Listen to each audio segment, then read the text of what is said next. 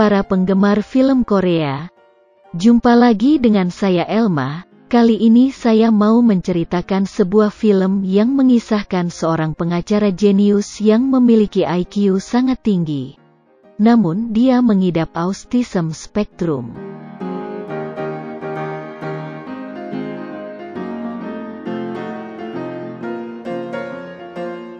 Film ini mengusung genre hukum yang terjadi di lingkungan kantor hukum dan pengadilan, dan sampai saat ini masih disiarkan oleh Netflix, dan cukup mencuri perhatian para pencinta film Korea.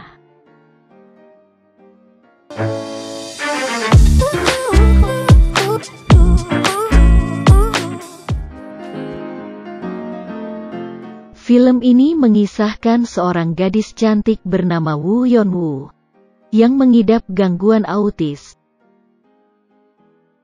Woo sejak kecil dibesarkan hanya bersama ayahnya, namun dia memiliki kemampuan di luar rata-rata orang normal, di mana dia mampu menghafal pasal-pasal hukum.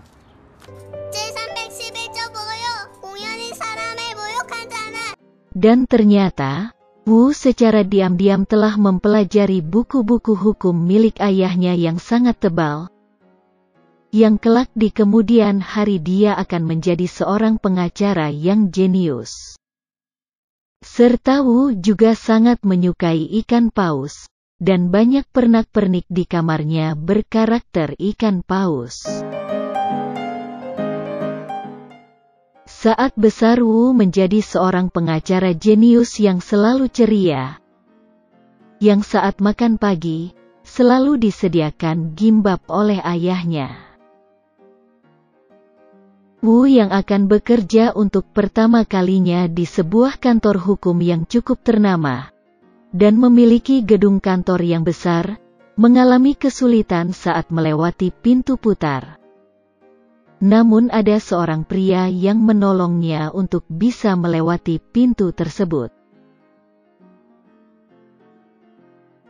Woo telah mendapatkan rekomendasi langsung dari direktur perusahaan tersebut.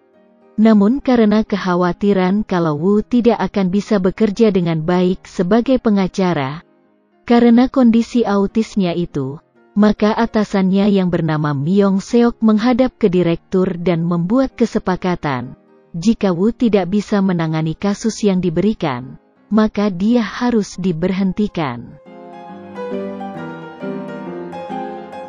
Woo mendapatkan tugas untuk menyelesaikan sebuah kasus yang melibatkan seorang wanita tua dan suaminya yang menderita sebuah penyakit demensia. Wanita tersebut didakwa telah melakukan percobaan pembunuhan kepada suaminya karena telah memukul kepala suaminya itu dengan sebuah setrika, yang mengakibatkan perdarahan otak dan harus dirawat selama 12 pekan. Namun karena gambar setrika yang dijadikan barang bukti berbentuk menyerupai ikan paus, maka langsung saja Woo membahas ikan paus, yaitu paus kepala kotak.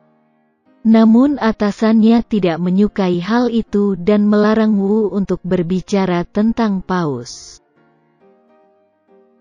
Saat pertemuan Woo memperkenalkan diri dengan wanita tersebut, Woo bercerita bahwa dia juga pernah tinggal di tempat yang sama, 22 tahun yang lalu, sehingga dia baru menyadari kalau Woo adalah seorang anak yang dulu dia pernah sebut kalau akan menjadi seorang pengacara yang jenius kelak di kemudian hari.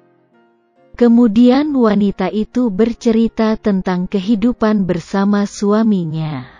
Dan dari hasil cerita wanita tua itu, didapatkan kesimpulan oleh Woo bahwa kasus tersebut bukanlah kasus percobaan pembunuhan, karena selama ini hanya fokus di hukum pidana, namun jawabnya ada di hukum perdata, seperti halnya berapa berat ikan paus setelah memakan cumi-cumi lalu bertelur, maka jawabannya tidak akan ketemu, karena paus tidak bertelur.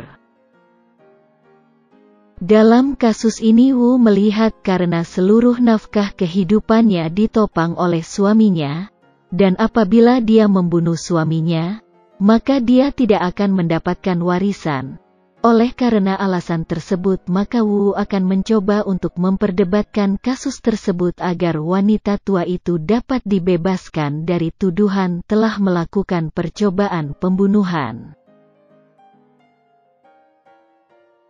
Wu kemudian ditugaskan pergi ke rumah sakit untuk menemui korban, yang ditemani oleh seorang pegawai bernama Lee Jun-ho. Namun Wu mengalami kesulitan saat melewati pintu putar saat keluar dari gedung kantornya. Lalu Lee mengajari Wu untuk dapat melewati pintu putar itu dengan cara seperti berdansa dengan mengikuti ritmenya.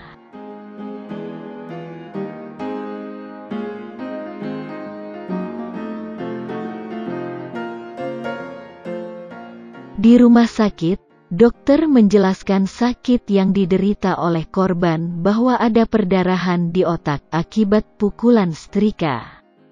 Namun saat bertemu suami wanita itu, dia mengingat kejadian yang lalu, sehingga menimbulkan keributan di rumah sakit.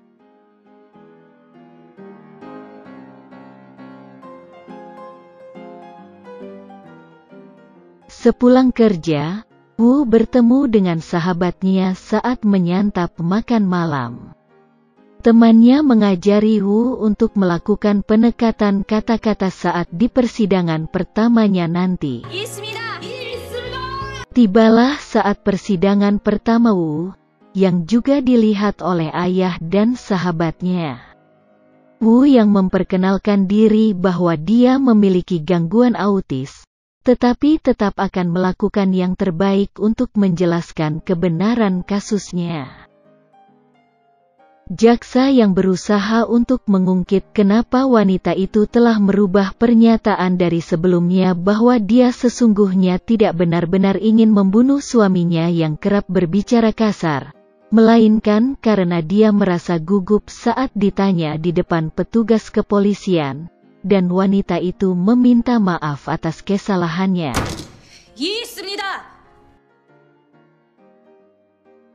Saat sidang kedua, sang suami sengaja dihadirkan dalam persidangan agar hakim dan juri melihat sifat asli dari suaminya, sehingga membuat istrinya memukul suaminya itu.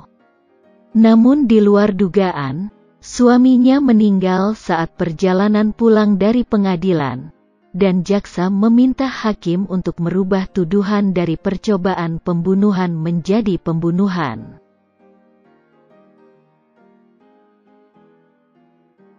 Saat di ruang kerjanya, Wu mendapatkan petunjuk bahwa perdarahan di otak suaminya itu bukan disebabkan karena pukulan dari setrika, melainkan karena penyakit yang telah dideritanya dari sebelum kejadian pemukulan oleh istrinya.